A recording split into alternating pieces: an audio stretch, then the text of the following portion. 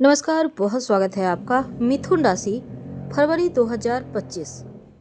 यह महीना आपके लिए थोड़ा सा उतार चढ़ाव भरा लेकिन कुछ मामलों में बहुत अच्छा रहेगा। इस महीने दो चीज़ों का ध्यान रखना है। पहला तो क्रोध पर कंट्रोल रखना है और दूसरा खुद से कोई समस्या मोल ना लें, यानी कि किसी चीज़ में कूदने के पहले 4 बार सोच लें और अपने स्वभाव व्यवहार का ध्यान रखें। चलिए अब जानते हैं विस्तार से। पहले समझते हैं ग्रहों की चाल क्या कहती है। देखिए, देवगुरु बृहस्पति आपके दसम भाव में वक्री। अब इसका परिणाम आपको बढ़िया मिलेगा। वक्री गुरु के प्रभाव से इनकम के नए स्रोत बनेंगे। धन आगमन से आपका बैंक बैलेंस बढ़ेगा, खर्चे में कमी आएगी और महत्वपूर्ण फैसले लेने में भी सफल रहेंगे। मान सम्मान बढ़ता भी दिखेगा। ये तो था देवगुरु का सकारात्मक फल। लेकिन अब हम बात करते हैं आपके राशि के स्वामी का। सकारात्मक बदलाव लेकर आ रहे हैं आपकी लाइफ में, क्योंकि बुध का गोचर 11 फरवरी को कुंभ में होगा और बुध का विपरीत मार्ग पे चलना रिश्तों में संतुलन रखने का समय है। व्यापारी भाइयों को लाभ होगा, विशेषकर आप अपनी योजनाओं को सही तरीके से सामने लाएं। और कुछ अड़चने हैं, लेकिन बुध की जो डबल चाल है बहुत सारे अवसर लाएगा। इसका पहचान करके आगे बढ़ना होगा। व्यवसाय या काम में हल्की फुल्की बाधाएं रहेंगी। ध्यानपूर्वक निर्णय लेंगे तो हर बाधाएं समाप्त हो जाएगी। शुक्र का भी गोचर है, तो ये गोचर आपकी भावनाओं पर कंट्रोल रखने की इस समय आवश्यकता है। किसी भी प्रकार के विवाद से बचिएगा।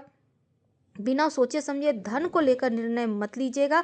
खासकर नए व्यापार साझेदारी में निवेश करने की सोच रहे हैं तो अनुकूल है।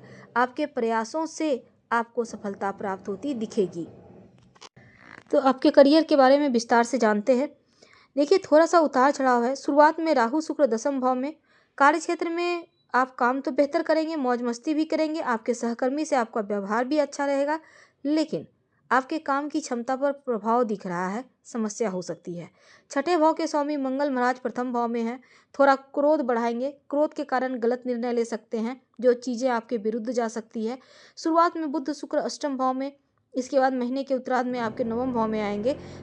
अगर आप नौकरी करते हैं तो तबादला हो सकता है। 27 तारीख के आसपास बुध आपके दसम भाव में जब आएंगे, तब यहाँ पर बुध के प्रभाव से कार्य स्थल पर किसकी कहा सुनी ना हो जाए। कही सुनी बातों में किसी के मत आइएगा। और सप्तम दसम भाव के स्वामी बृहस्पति महाराज महीने की शुरुआत से लेकर अंत तक द्वादश भाव में है, तो विदेशी जमीन से लाभ होगा। हालांकि यात्राएं करनी पड़ सकती है।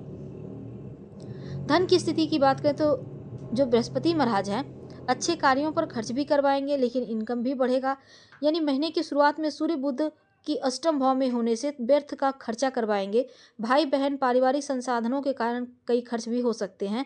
विदेशी माध्यम से धन प्राप्ति के योग हैं। शनि महाराज नवम भाव में विराजमान है। एकादश भाव को देखेंगे तो धन प्राप्ति का कोई ना कोई तरीका आपको जरूर मिलेगा, यानी कहीं ना कहीं से पैसा आता रहेगा। हालांकि खर्च पर कंट्रोल करना आवश्यक है। स्वास्थ्य में अगर हम स्वास्थ्य की बात करें तो अष्टम भाव में बुध महाराज शुरुआत में अस्त अवस्था में सूर्य के साथ स्वास्थ्य से जुड़ी समस्या आपको परेशान कर सकती है। आपकी ही राशि में वक्री अवस्था में मंगल है, तो ऐसे में अनियमित रक्तचाप, ब्लड प्रेशर की समस्या, स्किन की समस्या, एलर्जी की समस्या आपको हो सकती है। अपना ख्याल रखें। राहु केतु दसम चतुर्थ भाव में है। बृहस्पति वक्री अवस्था में द्वादश है, तो शुरुआत में स्वास्थ्य समस्याएं रहेंगी, बाद में चीज़ें स्थिर हो जाएगी। महीने के उत्तरार्ध में समय अनुकूल रहेगा। ज़्यादा परेशानी हो तो राम रक्षा स्तोत्र का पाठ करें या सुने।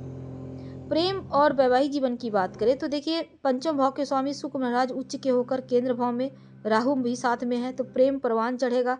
अच्छा वक्त बीतेगा। कई जगह घूमने फिरने जा सकते हैं। मस्ती के मूड में रहेंगे। महीने के उत्तरार्ध में आपके रिश्तों में समस्या आएगी। विवाहित जो लोग हैं थोड़ा सा कमजोर है, क्योंकि सप्तम भाव के स्वामी बृहस्पति महाराज द्वादश भाव में, मंगल महाराज सप्तम भाव को पूर्ण सप्तम दृष्टि से देखेंगे, तो जीवन साथी और आपके मध्य थोड़ा सा कष्ट हो सकता है। विचार कम मिलेंगे, क्रोध बढ़ेगा, रिश्ता बिगड़ेगा। ऐसे में सतर्क रहें। पारिवारिक जीवन में थोड़ा बहुत उतार चढ़ाव है, क्योंकि पूरे महीने केतु दसम भाव में, राहु आपके चौथा भाव में केतु और राहु दसम भाव में, तो पारिवारिक जीवन में थोड़ा उथल पुथल है। पारिवारिक सुख थोड़ा सा कम मिलेगा। हालांकि उच्च की राशि में शुक्र अब दसम भाव में, तो बीच बीच में अच्छी चीज़ें भी होंगी। परिवार का माहौल में शांतिपूर्ण स्थिति भी आएगी, लेकिन आपको थोड़ा सावधानी रखना है और खासकर अपने घर के बड़े बुजुर्गों के स्वास्थ्य का ध्यान रखें। भाई बहन से महीने की शुरुआत में रिश्तों में थोड़ी बहुत उतार चढ़ाव है, लेकिन जैसे जैसे महीना आगे बढ़ेगा आपके रिश्तों में प्रेम बढ़ेगा। अपने पिता के स्वास्थ्य का ध्यान रखें, क्रोध बिल्कुल भी ना करें, नहीं तो रिश्ते बिगड़ेंगे। क्या करेंगे? ओम बुम बुधाय नमः इस मंत्र का जप रोज भोर सुबह में नहा वहा के आप 21 बार जप कर लीजिएगा। और ओम सुम शुक्राय नमः इस मंत्र का जप भोर के समय या रात सोने के पहले 5 बार जप कर लीजिएगा। हम आपसे विदा लेते हैं। जानकारी अच्छी लगे तो लाइक कर सब्सक्राइब करें, शेयर करें, कमेंट करें। धन्यवाद।